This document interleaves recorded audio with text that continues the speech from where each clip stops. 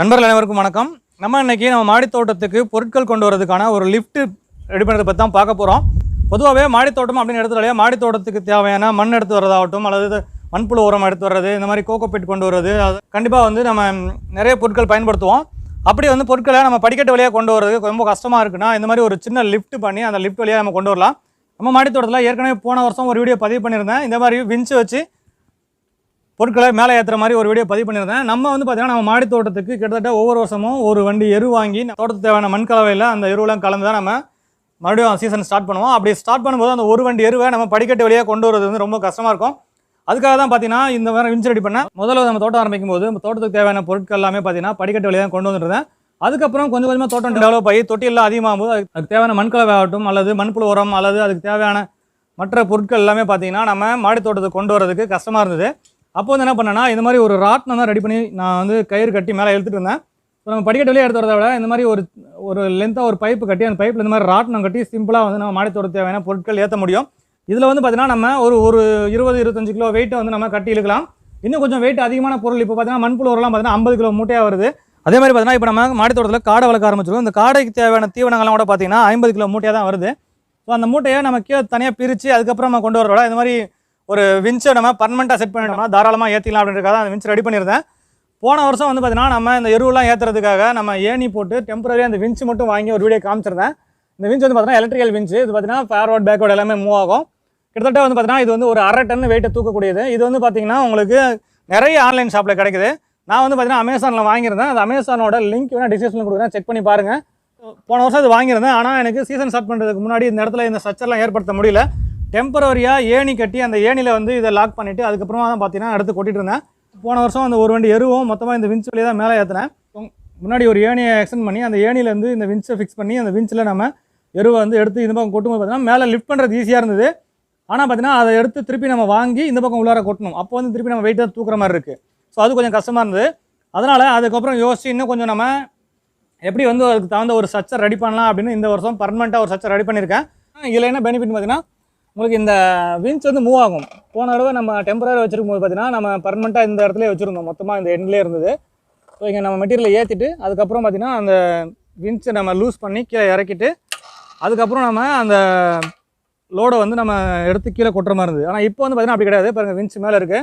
அப்படியே ஜஸ்ட்டு பார்த்தீங்கன்னா லோடு ஃபுல்லாக மேலே ஏற்றிட்டு அப்படியே ட்ராக் பண்ணலாம். இப்படி ட்ராக் பண்ணி கொண்டு வந்துடலாம். கொண்டு இந்த இடத்துல நம்ம எங்கே வேணுமோ அங்கே நிப்பாட்டிட்டு அதை அப்படியே கீழே இறக்கலாம். நம்மகிட்ட ஆல்ரெடி நம்ம ட்ராலியாக இருக்கிறதால நம்ம லோடு அப்படியே ட்ராலியில் வச்சு நம்ம கார்டனுக்குள்ளே தள்ளிட்டு போயிடலாம். நம்ம எங்கேயுமே பார்த்தீங்கன்னா அதை தூக்க வேண்டியதில்லை. ஜஸ்ட் நம்ம தரையில் கீழே ஒரு ஹூக் மட்டும் மாட்டிவிட்டால் போதும். அது அழகாக மேலே லிஃப்ட் பண்ணி அதை மறுபடியும் இந்த பக்கம் ட்ராக் பண்ணி கொண்டு இங்கே இறக்குற மாதிரி பண்ணியிருக்கேன். இது ரொம்ப யூஸ்ஃபுல்லாகவே இருக்குது. கிட்டத்தட்ட ஒரு 1/2 டன் வெயிட்டை கூட நம்ம ஈஸியாக தூக்க முடியும். நம்ம பார்த்தீங்கன்னா மேக்ஸிமம் நமக்கு வரக்கூடிய வெயிட்லாம் பார்த்தீங்கன்னா ஒரு 50 கிலோ வெயிட் தான் வருது. ஸோ நம்ம 50 கிலோ வெயிட்ன்றதை தாராளமாக இது நம்ம பயன்படுத்தலாம். ஸோ இந்த மாதிரி ஒரு ஸ்ட்ரக்சரை நம்ம பர்மனெண்ட்டாக செட் பண்ணிட்டோம்னா நமக்கு பார்த்தீங்கன்னா வெயிட்டெல்லாம் மேலே கொண்டு வர ரொம்ப ஈஸியாக இருக்கும். ஏன்னா நம்ம நிறைய பேர் பார்த்தீங்கன்னா மாடி தோட்டம் 3வது மாடியிலோ அல்லது 4வது மாடிலாம் கூட வச்சிருக்காங்க. சில பேர் அப்பார்ட்மெண்ட்லாம் வச்சிருக்காங்க. அப்பார்ட்மெண்ட்டில் ஒரு லிஃப்ட் இருக்கும், அவங்களுக்காக இது தேவைப்படாது. இருந்தாலும் இண்டிவிஜுவல் ஹவுஸ்லேயே பார்த்தீங்கன்னா 3 மாடி 4 மாடிக்கு மேலே தோட்டம் வச்சிருக்கவங்களுக்கு இது ரொம்ப யூஸ்ஃபுல்லாக இருக்கும். இந்த விஞ்சில் என்னென்ன ஆப்ஷன் இருக்குன்ற பற்றி சொல்லிடுறேன். அதுக்கப்புறம் இந்த விஞ்சுக்கு தேவையான இந்த ஸ்ட்ரக்சர் எப்படி ரெடி பண்ணேன் அப்படின்றதையும் நான் தெளிவாக சொல்கிறேன். ப்ளஸ் நான் எப்படி செஞ்சுருக்கேன் அப்படின்றதையும் உங்களுக்கு விரிவாக காட்டுறேன். ஸோ இந்த ஸ்ட்ரக்சர் பார்த்தீங்கன்னா என்னோட மாடி தோட்டத்தில் இருக்கக்கூடிய அமைப்புக்கு தகுந்த மாதிரி நான் அமைச்சிருக்கேன். நீங்கள் ஜஸ்ட் இது பார்த்தீங்கன்னா உங்களுக்கு ஒரு ஐடியா கிடைக்கும். அதுக்கப்புறம் நீங்கள் உங்கள் மாடி தோட்டத்தில் எந்த மாதிரி இடம் இருக்குது அப்படின்றத பார்த்துட்டு அதுக்கு தகுந்த மாதிரி நீங்கள் ஒரு லொக்கேஷன் செட் பண்ணி அதுக்கு தகுந்த மாதிரி ஸ்ட்ரக்சர் நீங்கள் ரெடி பண்ண வேண்டியிருக்கும். இது மாடி தோட்டம் வச்சிருக்க எல்லாருமே பார்த்தீங்கன்னா இந்த மாதிரி ஒரு ஸ்ட்ரக்சர் ரெடி பண்ணி தான் மாடி தோட்டம் வைக்கணும் அப்படின்னு கிடையாது. இது பார்த்தீங்கன்னா மாடி தோட்டங்கிறது அடிப்படையில் ஸ்டார்ட் பண்ணி சின்னதாக ஸ்டார்ட் பண்ணி கொண்டு வரலாம். இது பார்த்தீங்கன்னா ஒரு எஸ்ட்ரீம் எண்டு தான். கிட்டத்தட்ட மாடி தோட்டத்துக்கு தேவையான எல்லா வேலையும் முடிச்சாச்சு. ஸோ நம்ம மாடி தோட்டத்துக்கு தேவையான பொருட்கள் கொண்டு வரதுக்கு நிறைய கஷ்டமாக இருக்குது அப்படின்றவங்க மட்டும் இது மாதிரி ட்ரை பண்ணலாம். ஸோ இந்த விஞ்ச் பார்த்தீங்கன்னா 1/2 டன் கெப்பாசிட்டி உடைய நிறைய சொன்னேன். ஸோ இது பார்த்தீங்கன்னா ஒரு 6 mm ரோப். இந்த ரோப் பார்த்தீங்கன்னா சைஸ் டிஃப்ரெண்ட் வருது. 6 mm, 8 mm, 10 mm வருது. அது எப்படி கொடுக்குறாங்கன்னு பார்த்தீங்கன்னா இந்த மோட்டரோட கெப்பாசிட்டி தகுந்த மாதிரி. இப்போ 1/2 டன் அப்படின்னா அதுக்கு 6 mm தராங்க. இதே 1 டன் அப்படின்னு போகும்போது 8 mm தராங்க. அதே 1.5 டன் 2 டன் போகும்போது 10 mm திக்னஸ் தராங்க. இதில் பார்த்தீங்கன்னா நம்ம நார்மல் வீட்டு கரண்ட்லேயே ஆப்ரேட் ஆகக்கூடியது தான். பார்த்தீங்கன்னா 220 வோல்ட் ஏசி கரண்ட்லேயே ஒர்க் ஆகக்கூடியது. இது பார்த்தீங்கன்னா டிசிலையும் ஒர்க் ஆகிற மாதிரி இருக்குது. டிசி ஒர்க் ஆகிற மாதிரி வச்சுன்னா நம்ம பேட்டரிலாம் வைக்க வேண்டியிருக்கும். அதனால் நம்ம ஏசி வாங்கிக்கலாம். ஏசி இருந்தால் டேரெக்டாக நம்ம வீட்டு கரண்ட்லேயே யூஸ் பண்ணிக்கலாம். பார்த்தீங்கன்னா கரண்ட் பார்த்தீங்கன்னா நம்ம இந்த டூல் ரூம்லேருந்து அப்படியே மேலே வயரிங் பண்ணி கொண்டு இந்த இடத்துல ஒரு பாக்ஸ் வச்சுருக்கேன். ஸோ இந்த பாக்ஸ் வழியாக நமக்கு பவர் சப்ளை வருது.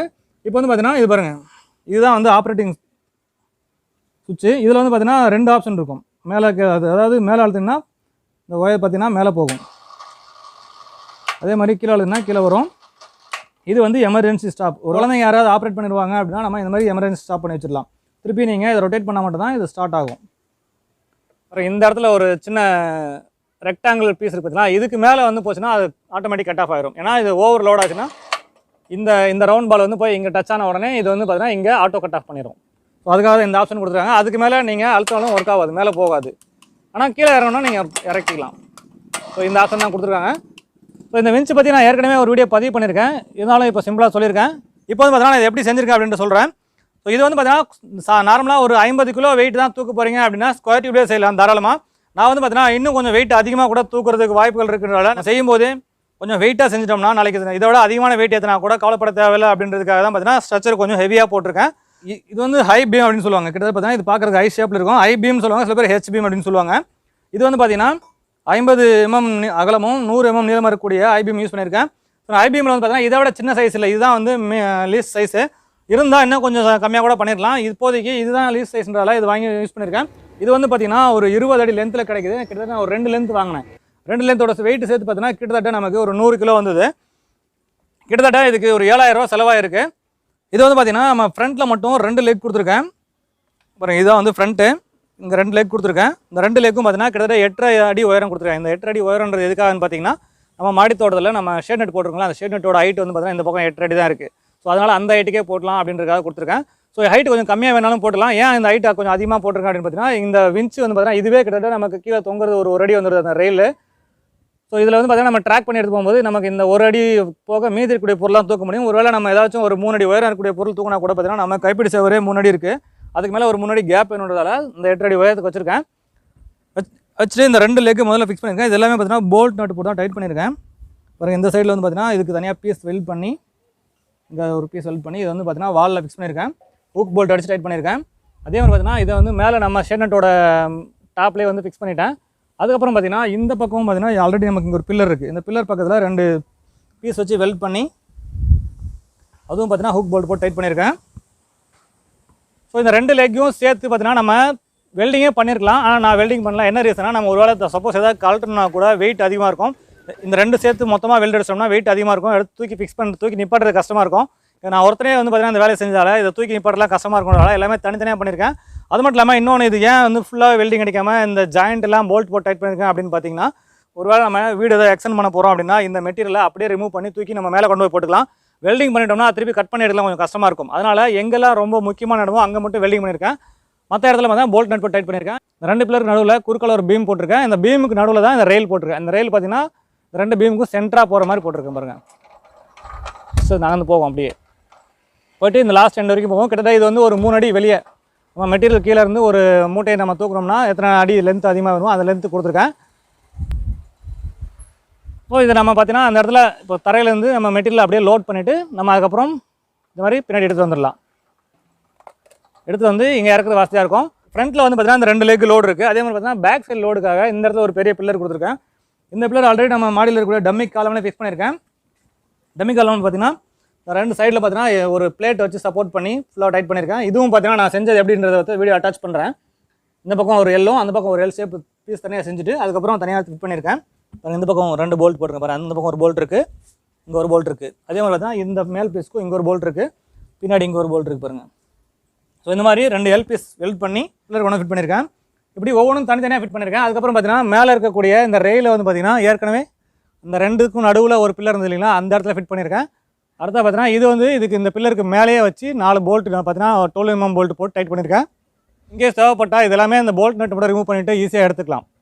அதுக்கப்புறம் பார்த்தீங்கன்னா முக்கியமாக வந்து பார்த்தீங்கன்னா இதுக்கு இந்த ட்ராக்கிங் செய்கிறது தான் ரொம்ப கஷ்டமாக இருந்தது. ஏன்னா இதில் அட்ஜஸ்ட்மெண்ட்லாம் நிறைய பண்ண வேண்டியது. இதில் வந்து பார்த்தீங்கன்னா இது மட்டும் தான் வரும். ஸோ இதுக்கு மேலே இந்த அட்டாச்மெண்ட்லாம் வந்து பார்த்தீங்கன்னா தனியாக தான் நம்ம அட்டாச் பண்ணணும். இதெல்லாம் தனியாக வெல்ட் பண்ணியிருந்தேன். இதுக்குள்ளார பார்த்தீங்கன்னா பேரிங் இருக்குது பாருங்கள். இந்த ரோல் ஆகிறதுக்கு வந்து பேரிங் கொடுத்துருக்கேன். ஸோ இதில் பார்த்தீங்கன்னா ஒரு சைடுக்கு 3 பேரிங் கொடுத்துருக்கேன். ஏன்னா 2 பேரிங் கொடுத்தாலே போதுமானது. இருந்தாலும் அடிஷ்னல் சப்போர்ட்டுக்காக 3 பேரிங்காக கொடுத்துருக்கேன். அதுவும் பார்த்தீங்கன்னா இது கீழே நம்ம இந்த பக்கம் ஒரு பக்கம் வெயிட் தூக்கும்போது இது வந்து மேலே போயிடக்கூடாதுன்றதுக்காக பேஸ்லையும் பார்த்தீங்கன்னா நிறைய செட் பண்ணியிருக்கேன். இது கொஞ்சம் டெக்னிக்கலாக பண்ணியிருக்கேன். இது நீங்கள் இந்த வெல்டிங் ஒர்க் பண்ணுறவங்க சொன்னீங்கன்னா ஈஸியாக புரியும். இந்த மாதிரி இல்லைனா தனியாக ட்ராக்கிங் தனியாக இருந்ததுன்னா இந்த மாதிரி தனியாக வாங்கி போட்டுக்கலாம். மேலே இப்போதைக்கு நான் வந்து இந்த பக்கம் வந்து பார்த்தீங்கன்னா இந்த எல் பீஸ் 3 பீஸுமே தனியாக பண்ணியிருக்கேன். இந்த பக்கம் பார்த்தீங்கன்னா மூணு எல் பீஸும் ஒன்றா ஜாயின் பண்ணி வெல்டிங் பண்ணியிருப்பேன். இது வந்து பார்த்தீங்கன்னா தனியாக ஃபிட் பண்ணியிருக்கேன், போல்ட் நட்டு போட்டு ஃபிட் பண்ணியிருக்கேன். இந்த ரெண்டு போல்ட் போட்டு டைட் பண்ணியிருக்கேன். எதுக்காகன்னு பார்த்தீங்கன்னா நாளைக்கு சப்போஸ் இது வந்து கழட்டணும்னா இந்த ஒரு சைடு ஃபுல்லாக ரிமூவ் பண்ணிவிட்டு அதை அப்படியே எடுத்துக்கலாம், அதுக்காக தான். அடுத்தது பார்த்தீங்கன்னா இங்கே ஒரு ஸ்கொயர் டியூப் கொடுத்துருக்கேன். இந்த ஸ்கொயர் டியூப் எதுக்குன்னு பார்த்தீங்கன்னா இந்த விஞ்சுக்கு மேலேயே பார்த்தீங்கன்னா பாஸ் ஷேப்பில் 2 கிளாம்ப் இருக்கும். அந்த கிளாம்புக்குள்ளார இதை வந்து இன்சர்ட் பண்ணிவிட்டு எடுத்து மாட்டுறதுக்காக கொடுத்துருக்கேன். இந்த கிளாம்ப் வந்து பார்த்தீங்கன்னா உங்களுக்கு இந்த 2 போல்ட் மட்டும் கழட்டிட்டு அந்த ஒரு போல்ட் அப்படியே விட்டுலாம். இந்த 2 போல்ட் மட்டும் கழட்டிட்டு இந்த போல்ட்டை வெளியே எடுத்தோம்னா இந்த விஞ்ச் தனியாக வந்துடும். நம்ம சப்போஸ் வேறு எங்கேயாவது விஞ்சை மட்டும் யூஸ் பண்ணணும் அப்படின்னா கூட இது ஈஸியாக கழட்டி எடுத்துகிட்டு போயிட்டு நம்ம யூஸ் பண்ண முடியும். அதுக்காக அந்த மாதிரி ஒரு ஆப்ஷன் கொடுத்துருக்கேன். ஸோ நம்ம மாடி தோட்டத்தில் இனிமேல் வந்து கவலைப்படவே தேவையில்லை. எவ்வளோ வெயிட் வேணும் ஏற்றணும்னாலும் ஈஸியாக ஏற்றலாம். இப்போ வந்து பார்த்தீங்கன்னா ஒரு ட்ரையலுக்காக நான் மாடி தோட்டத்தில் ஒரு அந்த 3 அடி அகலமுள்ள ஒரு தொட்டியை தூக்கி பார்த்துருந்தேன். ஸோ இது மாடி தோட்டத்துக்காக மட்டும் இல்லை, பொதுவாகவே தரையிலேருந்து பொருளை மேலே ஏற்றுறதுக்கு இந்த மாதிரி ஒரு ஸ்ட்ரக்சர் ரொம்பவே யூஸ்ஃபுல்லாக இருக்குது. வந்து பார்த்தீங்கன்னா இந்த ஸ்ட்ரக்சர் செய்கிறதுக்கு எனக்கு ஒரு 7000 வரைக்கும் செலவாச்சு. இது வந்து பார்த்தீங்கன்னா ஓனாக நானே செஞ்சதால் செலவு ரொம்ப கம்மியாச்சு. ஆனால் இதை நீங்கள் வெளியில் கொடுத்து செய்யும்போது கண்டிப்பாக லேபர் சார்ஜெலாம் சேர்த்தும் போது கண்டிப்பாக அதிகமாக தான் ஆகும். பேசிக் லெவலில் மாடி தோட்டம் செய்கிறவங்க இவ்வளோ செலவு பண்ணி இந்த லிஃப்ட்லாம் போடணும் அப்படின்னா அவசியம் கிடையாது. ஜஸ்ட்டு வந்து பார்த்தீங்கன்னா நீங்கள் தோட்டத்தை ஸ்டார்ட் பண்ணுங்கள். இது வந்து பார்த்தீங்கன்னா தோட்டம் நல்லா பெருசாகி அதுக்கப்புறம் தோட்டத்துக்கு தேவையான பொருட்கள் நிறைய நீங்கள் வாங்குறீங்க, இல்லை மற்ற பொருட்கள் ஏதாவது ஏற்றுறதுக்கு இந்த மாதிரி லிஃப்ட் தேவைப்படுதுன்னு மட்டும் நம்ம இந்த லிஃப்ட் பற்றி யோசிக்கலாம். ஸோ என்னை பொறுத்த வரைக்கும் மாடி தோட்டம் வச்சோமா, செடி வச்சோமா, செடிகளை பராமரிச்சோமா, செடிகளுக்கு தேவையான உரம் கொடுக்குற வீடியோ, செடிகளுக்கான அறுவடை வீடியோ மட்டும் போடாமல் இந்த மாதிரி மாடி தோட்டத்துக்கு தேவையான A to Z வீடியோவை நம்ம சேனலில் பதிவு பண்ணிகிட்ருக்கேன். ஸோ என்னோடய மாடி தோட்டத்தில் கூடிய இடத்துக்கு தகுந்த மாதிரி இந்த லிஃப்ட்டுக்கான மெட்டீரியல் வாங்கி நானே செஞ்சுருக்கேன். எனக்கு செலவு குறைவாக தான் இருக்குது. இந்த வீடியோ நம்ம மாடி தோட்டத்துக்கு தேவையான பொருட்கள் மேலே கொண்டு போகிறது கஷ்டமாக இருக்குது, அதுக்கு தேவையான லிஃப்ட் செய்யணும் அப்படின்னு நினைக்கிறவங்களுக்கு ஒரு வழிகாட்டுதலாக இருக்கும். இதை ஃபாலோ பண்ணி நீங்கள் வந்து உங்கள் மாடி தோட்டத்தில் இருக்கக்கூடிய இடத்துக்கு தகுந்த மாதிரியும் நீங்கள் எவ்வளோ வெயிட் தூக்க போகிறீங்க அப்படின்றது தகுந்த மாதிரியும் விஞ்ச் பர்ச்சேஸ் பண்ணி நீங்களே வந்து பக்கத்தில் கூடிய வெல்டர் கூப்பிட்டு செஞ்சுக்கலாம். ஜஸ்ட்டு வந்து பார்த்தீங்கன்னா அவங்களுக்கு காமிக்கிறதுக்கு ஒரு ரெஃபரன்ஸ்க்காக இந்த வீடியோ நீங்கள் யூஸ் பண்ணிக்கலாம். நம்ம மாடி தோட்டத்தில் முடிஞ்ச வரைக்கும் எல்லா வேலையுமே சுலபமாக்கணும் அப்படின்றத நம்மளோட நோக்கம். அதுக்காக தான் முடிஞ்ச வரைக்கும் எல்லா வேலையுமே செஞ்சுட்ருக்கேன். என்னோட மாடி தோட்டத்தில் எனக்கு தகுந்த மாதிரி நான் ஏற்பாடு பண்ணியிருக்கேன். உங்களுக்கு வந்து பார்த்தீங்கன்னா உங்கள் மாடி தோட்டத்துக்கு இடத்துக்கு தகுந்த மாதிரி நீங்களே வந்து பார்த்தீங்கன்னா ஒரு டிசைன் பண்ணி நீங்கள் அமைச்சிக்கலாம். ஜஸ்ட் இது ஒரு வழிகாட்டுதல் வீடியோவாக இருக்கும் அப்படின்னு நம்புகிறேன். இந்த தகவல் உங்களுக்கு பிடிச்சிருந்தனா லைக் பண்ணுங்கள், உங்கள் நண்பர்களுக்கும் ஷேர் பண்ணுங்கள். மறக்காமல் நம்ம குணா கார்டனிங் ஐடியாஸ் யூடியூப் சேனலை சப்ஸ்கிரைப் பண்ணிங்க. மேலும் ஒரு நல்ல பயனுள்ள வீடியோ சந்திக்கலாம். நன்றி, வணக்கம்.